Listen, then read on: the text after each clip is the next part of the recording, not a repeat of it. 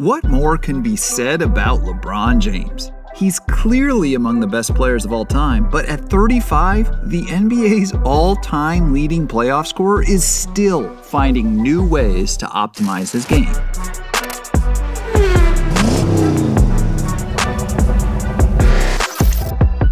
James has been to the NBA Finals in 9 of the last 10 seasons, which is incredible, but becoming the league's all-time playoff minutes leader has also taken a toll.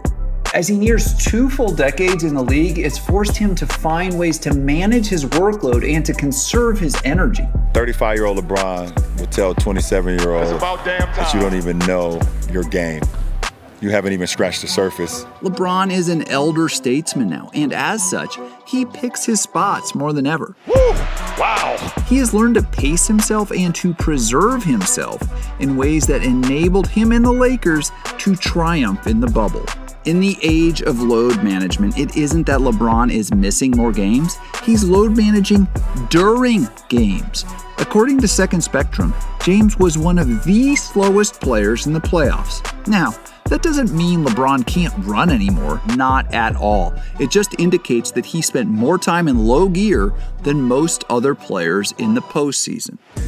Throughout the playoffs, James' average speed on the court was just 3.59 miles per hour, the third lowest such figure among the postseason's most active players. In fact, James spent over 77% of his time moving slowly.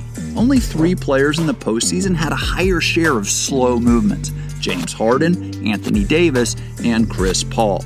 Again, this does not mean the King can't move anymore. The slow average just indicates that he chose to spend a huge amount of his time barely moving. He rests and conserves his energy so that when he decides to hit the turbo button, he has this gear at his disposal. Oh! LeBron! Say it with your chest! It's a similar story on defense, where James has been called out in recent years for an apparent lack of effort. Some of that is surely schematic, and the data suggests he's still above league average on that end. But it's not absurd to think he recharges by taking it easier on D, until he chases down some poor soul. Look, LeBron's 2020 playoff run proved that the King is still the best player in the world when it matters most. But that's only true because he's creating efficiencies, and it shows up in his stats. Let me give you 2 key pieces of evidence that prove that this old King is a different animal than the young buck that's dominated the league since 2003. Exhibit A, his shot selection. Even though LeBron is still one of the best scorers on earth, he's getting his points in different ways. He's taking more threes than ever, and he's attacking the rim less.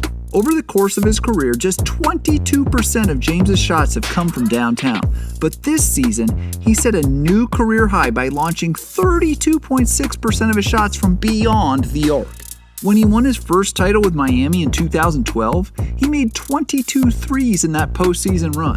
In this year's playoffs, he doubled that figure, sinking 44 triples. James made a respectable 37% of his threes during the postseason. And the simple fact that he can and will make threes at this level in his 18th season and beyond will help him extend his career. He'll take a 3. LeBron James will hit a 3! Wow. Oh! How about it, LeBron James? Let's face it, threes are easier on the body than the ferocious downhill rim attacks that James has used to generate his points for most of his seemingly endless prime. During his last playoff run in 2017-18, James averaged 22.8 drives per 100 possessions. This year, that figure fell all the way down to 16.8. By trimming out his drives to the rack, James is earning fewer trips to the free throw line. During the regular season, he logged the lowest free throw rate of his career, and during the playoffs, he put up the 4th lowest free throw rate of his 14 postseasons. But make no mistake, James hasn't retired from dominating the paint. He's just picking his spots more carefully. He attempted 212 shots in the paint this postseason, easily the most in the league, but by no means his career high in that category. He's being more selective, but scoring more efficiently, all while still operating at league-high levels. Not only did he attempt more paint shots than any other player in the postseason, Out of the 52 players that tried at least 40 shots in the paint in the playoffs, he also ranked first overall in efficiency, converting a ridiculous 71.2% of those tries. At 35, James is still unmatched in efficiency and volume as an interior scorer, especially when it counts most. When the Lakers needed buckets down the stretch, he could still get them at will by overpowering younger defenders who were no match for the guy near the rim. Man, he put Rondé Hollis-Jefferson in the weight room. Exhibit B, the dimes. Aside from shot selection, the other huge recent shift in James' offensive game involves his passing. James has always been a phenomenal passer and an unselfish player, but this season he took that to brand new heights. For the first time in his career, he led the NBA in assists, logging 10.2 assists per game. Look at all these dimes. These assists are a vital component of James' ability to stay fresh on the court. Instead of fighting his own way to physical baskets in the paint, he's putting more trust in his teammates.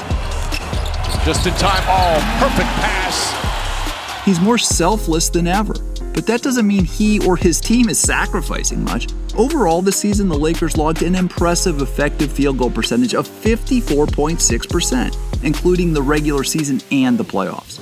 But off of James' passes, the Lakers' EFG soared to 56.1%, the highest such mark among the NBA's top 10 shot creators this season.